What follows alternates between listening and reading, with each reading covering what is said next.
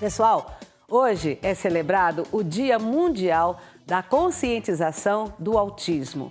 A data é de grande importância para a divulgação de informações e promoção da inclusão das pessoas com esse transtorno do espectro autista, o TEA. Um distúrbio caracterizado pela alteração das funções do neurodesenvolvimento do indivíduo, interferindo na capacidade de comunicação, linguagem, interação social e comportamento. É sobre esse assunto que eu converso agora com a psicóloga Lorena Prudente. Seja bem-vinda, querida! Muito obrigada. Bom dia! Bom dia, é um prazer estar aqui com vocês. Prazer também. Vamos sentar e bater um papo? Olha, o autismo, a gente ouve dizer hoje em dia que virou moda. Todo mundo comenta sobre isso e fala assim, ué, mas antigamente não tinha tanto assim. Já ouvi muito essa expressão. Mas a gente sabe que bem na nossa história, não tão antiga, um pouco recente, 1940, 50, 60, as pessoas escondiam os seus filhos que tinham qualquer tipo de transtorno. Crianças eram jogadas em porões. A pessoa que tinha algum transtorno era chamada de maluca, ainda tinha aqueles institutos que até colocavam choque nas pessoas. Enfim, ainda bem que esse passado ficou no passado. Hoje nós temos tratamentos, temos conscientização. Estamos no começo ainda. Sim, num começo recente, mas bastante feliz. Muitos autistas no passado eram diagnosticados esquizofrênicos, então por isso que apenas os graves eram diagnosticados, os leves e os moderados não. Hoje nós temos um aumento de diagnósticos justamente porque existe mais estudo e o nosso olhar clínico está mais afiado, mais lapidado. Então hoje nós temos um espectro. Várias pessoas que antes não eram diagnosticadas, hoje são, porque a gente consegue perceber características muito específicas de atraso no desenvolvimento, de questões de comportamento, inclusive, e que hoje elas são diagnosticadas e beneficiadas com tratamento perante o diagnóstico e antes não seriam diagnosticadas. Eu fico imaginando como é que era a vida dessas pessoas antes. Que tinha esse problema diagnosticado, ou poderia ser diagnosticado na infância, passou pela adolescência, pela fase adulta, se tornaram adultos e viviam como? Como que eles eram discriminados? Como que eles sofriam bullying quando criança? Exato. Que vida que deve ter sido ruim dessas pessoas? Exatamente assim. Hoje nós temos 3 níveis, nível 1, 2 e 3. Certo. Então, o nível 1 é o leve, o 2 moderado e o 3 grave. Então antes, se a gente for pensar quando ainda era transtorno invasivo do desenvolvimento, que a gente se reporta a um manual diagnóstico, que é o DSM, e esse manual contemplava exatamente os mais comprometidos. Os níveis 1, hoje o antigo Asperger, ele tinha um comprometimento na comunicação, muitos têm um QI acima da média, mas é aquele desmancha a rodinha que a gente diz, ele tem dificuldade de entender piadas, ele é o super sincero. Então, socialmente, ele tem claras dificuldades. Ele não possui tantos prejuízos, mas ele tem muitas dificuldades de se comunicar. Então, uma comunicação, além de muito ao pé da letra, né? Leva tudo muito ao pé da letra, muito objetivo. Então, fatalmente, ele se passa por chato, pelo super sincero. Esse público hoje se beneficia com o diagnóstico. Nós temos tratamentos muito eficazes na comportamental, que contemplam uma reabilitação focada principalmente numa comunicação efetiva e numa habilidade social. Então, isso traz benefícios para o casamento. Isso traz benefícios porque são pessoas que entram no mercado de trabalho, que constituem família, né? Porque ele não tem grandes atrasos. Inclusive, eles não possuem déficit intelectual. E aí, imagina fazer uma entrevista de trabalho, de emprego. A dificuldade, né? Então a gente pensa numa entrevista, a gente pensa na dificuldade de paquerar, de namorar.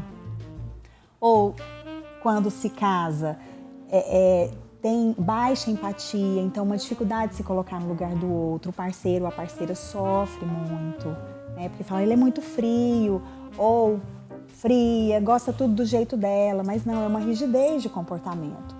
E normalmente, hoje, o nível 1 é diagnosticado tardiamente, justamente porque ele não apresenta sinais claros na infância. E aí, tardiamente, ele já teve toda uma infância e uma adolescência, como você disse, com dificuldades. Né? Olha, gente, então, você que está nos vendo aí agora, se você conhece algum desmancha bolinho, então pode ter o espectro autista. Pode. Olha só que interessante isso, eu nunca podia imaginar isso. Então, é bom a gente, nesse mês de abril, a campanha de divulgação do espectro é durante todo o mês de abril. Hoje é o dia oficial, o dia 2. Mas nós lançamos mão da divulgação do espectro, o que é o transtorno e que ele é um espectro, que cada autista é um autista. Muitas vezes as pessoas conhecem 1 ou 2 autistas e pensam, todo autista bate a cabeça na parede, todo autista baba, todo autista tem um déficit intelectual. Não mesmo. Não mesmo. Não mesmo. Uma grande porcentagem não possuem esse déficit, mas todos têm a chance de se desenvolver. E por isso que a gente bate muito na tecla da intervenção precoce. Deixa eu te perguntar aqui, quem tem TDAH pode ter o espectro autista? Pode. Existe sim a comorbidade. Um autista, ele pode ser também TDAH, pode ser também bipolar, que é o transtorno do humor. Ele pode ter esquizofrenia, é o que a gente chama de comorbidade. Nossa, mas é muito azar para a pessoa. É o desafio. Deus do céu. O desafio é dobrado, pode ter toque. Então, eu mesma já tive pacientes com autismo, toque, que é o transtorno obsessivo compulsivo, para quem não conhece, transtorno de ansiedade generalizada, né? O toque faz parte do transtorno de ansiedade, e bipolaridade. E uma pessoa, uma coisa assim bem curiosa, uma pessoa que tem, vamos supor, você é uma psicóloga, você tem o seu consultório, você trata de muitas pessoas, mas de repente você tem alguma coisa assim que você não se liga muito no Instagram, por exemplo. Aí eu vou conversar com você e falar assim, olha, no Instagram tem isso, isso, isso. Aí você vai falar, o que é isso? Pode acontecer? O que eu quero dizer assim, da pessoa ser totalmente desligada da realidade, mas ela é muito focada no trabalho e é excelente profissional. É o que a gente chama de hiperfoco. Os autistas possuem um hiperfoco, que é um interesse restrito. E por que isso acontece? Eles se interessam, aí existem vários fascínios, desde coisas muito atípicas até algo que o beneficie. Então eu tenho pacientes assim, eu tenho um paciente que adora ventilador. E ele é fascinado por ventilador, se deixar ele fica no YouTube o dia todo pesquisando como se conserta ventilador, os tipos de ventilador. Então isso não é interessante para o desenvolvimento dele. Daí a gente trabalha diluindo esse hiperfoco. Já outros... eu já tive médicos, advogados com hiperfoco em conhecimento. Então aprofunda tanto naquele assunto que o profissional, a pessoa que o procura, pensa, uau, ele é um gênio, né? Mas quando você vai observar, ele só sabe daquele assunto. É um chato. Se destaca profissionalmente, né? Porque ele gasta boa parte do tempo nisso, como também tem hiperfoco no trabalho, né? Fica. Então, eu tô lembrando especialmente do pai de uma paciente que sai de madrugada do consultório. Ele é médico. Para a sociedade, fica, nossa, é uma pessoa que trabalha demais, muito envolvido com o trabalho, mas na verdade é o hiperfoco dele. Olha, você sabe que eu fiquei conhecendo há muitos anos atrás os busólogos. Você conhece isso? Não. É a pessoa que vai para a rodoviária e vai anotando entradas e saídas de ônibus. Tem nome isso. São os busólogos. Os busólogos. Agora que você... Eu cheguei na rodoviária do Rio de Janeiro e vi uma mãe com um filho. E esse filho anotando números de ônibus. Eu falei, mas o que é isso? Ela falou assim, meu filho, ele gosta de fazer isso. E depois eu conheci um outro do Rio Grande do Sul que veio para Goiânia e queria ir para a rodoviária. É um espectro autista, então? Pode ser. Pode ser, né? A chance Olha é que coisa enorme. louca, contar onde ônibus entra e sai. Né? E quais são as abordagens terapêuticas mais eficazes atualmente no tratamento do autismo? E como elas podem variar de acordo com cada um? Nós temos várias linhas de intervenção que trabalham o atraso no desenvolvimento, mas hoje a mais indicada é a minha, inclusive, que é a terapia ABA, que é a análise do comportamento aplicada.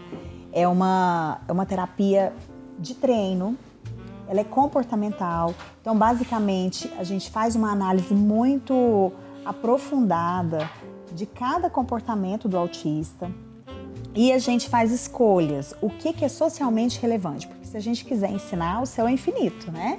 Para uma pessoa que tem atraso. Então, imagine uma criancinha de 1 aninho, 1 ano e meio que está no espectro.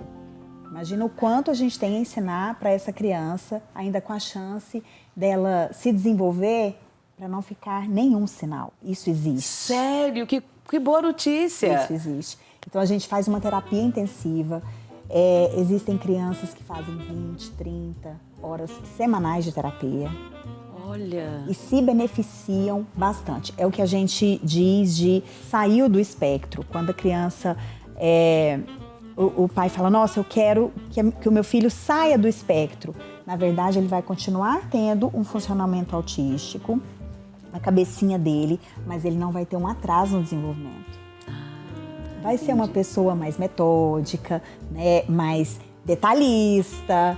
Esse é o funcionamento dele. Mas todos nós, a gente tem tem um funcionamento ansioso, outro já tem um funcionamento mais extrovertido. Isso é de cada um, isso não denota prejuízo. Prejuízo, sim, é ter dificuldade de se comunicar, ter dificuldade de socializar-se, né? Não saber fazer amigos. Isso, sim, é problema. Então, por isso que a gente investe muito na primeira infância, que é o que a gente chama de intervenção precoce, que vai até os 5 anos de idade. É a chance que a criança tem de perder os sinais autísticos. Olha que maravilha! E tem algum medicamento? Tratamento medicamentoso? Existe. Inclusive, muitas pessoas me perguntam no Instagram, Lorena, a medicação pode fazer com que meu filho deixe de ser autista? Tirá-lo do espectro? Ele sai do transtorno? Não, porque o autismo não é uma doença. Então, o diagnóstico ele é clínico, primeira coisa, e se beneficia da medicação, desordens fisiológicas. Então, distúrbios do sono, problemas de ansiedade. Tá. Né? Então, contemplando isso, de acordo com essas dificuldades, o autista se beneficia da medicação e se torna mais apto para aprender o que a gente tem a ensinar em terapia.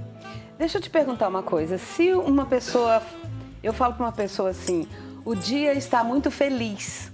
Aí, no outro dia, eu falo para ele, mas ontem você não disse que o dia estava alegre? Não, você não disse. Você disse que estava feliz. Ué, mas não é quase a mesma coisa? Não, de jeito nenhum. E começa a discutir essa pouquinha coisa. Isso aí é um espectro? Isso pode acontecer com pessoas do espectro, que a gente chama de rigidez de comportamento. Tudo tem nome. que ser daquele jeito. Ontem eu recebi a mensagem de uma paciente, ela falou, Lorena, nível 1 de suporte. Lorena, eu fiquei muito brava aqui em casa, briguei com a minha mãe, porque a mãe estava fazendo uma sopa e para ela tinha que ser com o macarrão quadradinho e a mãe pegou o macarrão colorido. Ai, meu Deus. E ela achou que aquilo estava errado. Afrontando ela. Isso. Então, é a falta de flexibilidade mesmo cognitiva. Isso pode acontecer de inúmeras formas, desde trajetos, né? No caso dos mais graves, é errado sair de casa 8h01, sendo que a gente tem que sair 8 horas, 8h01, então já está errado, ele entende como errado. Isso aí prejudica o dia dele todinho. Sim, por conta de uma coisa que não é metódica. Isso, que saiu do script. São pessoas que gostam muito de rotina, daí a previsibilidade cai muito bem. Se eu já tive uma outra paciente que a mãe falou, Lorena, eu moro num condomínio fechado, é longe. Se eu estiver com ela no carro e eu resolver parar na padaria para comprar o pão para o dia seguinte, ela fica muito brava, porque não é hora da gente parar na padaria, é hora da gente seguir e da mesma forma. Mas essa é uma autista grave, nível 3. Se ela parasse, se tivesse um engarrafamento, não, o carro tem que andar, se eu estou dentro do carro, tem que andar. Meu Deus. Então a gente tem desde coisas extremas assim, de uma rigidez comportamental, até, vamos pensar no nível 1, não gosto de ir em restaurantes diferentes, gosto de ir sempre nos mesmos restaurantes, com o mesmo prato, se possível o mesmo garçom. Ai, meu Deus. Pois é, eu tô aqui assim, às vezes pode parecer que eu esteja não levando essa coisa assim tão a sério nessa nossa entrevista, mas eu acho isso muito importante, a gente pegar uma coisa mais leve, falar de uma coisa que seja mais leve, para as pessoas entenderem direito o tanto que isso é importante para que você ajude uma pessoa assim. O compromisso dos pais, por exemplo, a mãe se preocupa mais, o pai não tanto. Como é que você faz para integrar os dois, para ajudar essa pessoa? Com uma psicoeducação. Eu acho que o ser humano, ele faz o que tem sentido para ele, o que ele tem vontade, né? Então eu parto do princípio, se você ama o seu filho, você quer o melhor para ele. Hoje o seu filho possui um atraso no desenvolvimento. Quem sou eu, terapeuta, na vida do seu filho em relação a você? Nada. Nada. Porque o pai e mãe é tudo. Tudo. Então, quando o pai entende que ele é uma pessoa fundamental na vida do filho, ele se torna parte do processo. Ah, que interessante. E aí ele entende que ele precisa participar. Claro, existe mecanismo de defesa, a gente sabe que é muito difícil o diagnóstico, tem o processo de luto do filho idealizado, né? Sim. É um filho que vem com manual de instrução, então você não vai brincar, você não vai na ReHap comprar os mesmos brinquedos que talvez você compraria se o seu filho fosse típico, porque ele gosta de coisas muito peculiares. Você vai precisar estudar, você vai precisar de orientações. Então, internalizar isso é difícil. Você disse que a criança, quando está com 2 anos, que é diagnosticado, que passa por esse tratamento terapêutico, pode reverter e fazer com que ele entre mais ou menos no eixo e que desenvolva, né? Exato. E quando é diagnosticado aí com 9, 10 anos, tem volta? Até os 18 anos, a gente tem uma grande chance de reabilitação. Mas a cada ano se torna mais desafiador. Ah, entendi. Então, quanto mais novo diagnosticado, menor o atraso. Então, uma criança que é diagnosticada com 1, ela tem menos atraso do que a de 2. A de 9 anos, ela ficou 9 anos sem tratamento. Então, muita coisa aí já se cristalizou. Claro que a gente vai conseguir fazer um trabalho muito mais efetivo de mudança, de benefício para essa criança do que a de 18, se a gente for pensar. Mas antes tarde do que nunca. Claro. Né? E outra coisa, Lorena, quais os integrantes que formam a equipe multi para atender o paciente com espectro autista? Partindo do princípio que para ser diagnosticado autista, precisa de 3 características que são fundamentais. Primeiro, um problema na comunicação, um comportamento repetitivo e um prejuízo na habilidade social. Quem trabalha habilidade social, naturalmente o psicólogo, mas a escola está completamente envolvida, porque mesmo nenhum psicólogo consegue ofertar a quantidade de crianças e de situações sociais num curto espaço de tempo como a escola. Então a escola ela entra nesse combo social. Linguagem.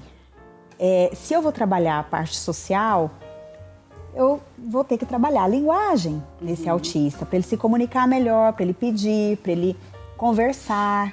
Então o psicólogo também trabalha a linguagem, mas muitas vezes esse autista tem problema na articulação, Ele pode ser não verbal e é onde a terapia fonoaudiológica é fundamental.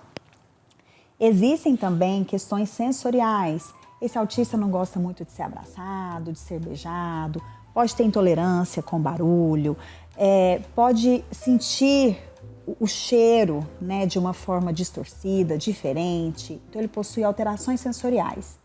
É onde a terapeuta ocupacional contribui Vai muito. pontuar isso, né? Isso. E questões motoras também. A falta de equilíbrio, às vezes muito desastrado, né? Cai muito. Às vezes é um autista que cavuca feridinhas na pele. Então, ou seja, quem vai contemplar isso é a terapeuta ocupacional. Já esse indivíduo entrou na escola, até que no início, no Jardim 1, 2, são tarefas tranquilas. Mas imagina na alfabetização. Ixi. Vem o desafio da atenção, é onde entra o médico aí, né? Na verdade, o médico ele é soberano, ele tem que entrar desde o início, mas é onde a gente o solicita mais. Mas é quando entra a psicopedagoga. Ah, entendi. Trabalhando a leitura e escrita. Quando possuem questões mais importantes a nível motor, a gente tem a fisioterapeuta também. Nossa, é um assunto que você vai ter que voltar aqui para conversar mais comigo, viu? Porque é muito importante, eu espero que você volte. Volto. Te agradeço muito, prazer. viu?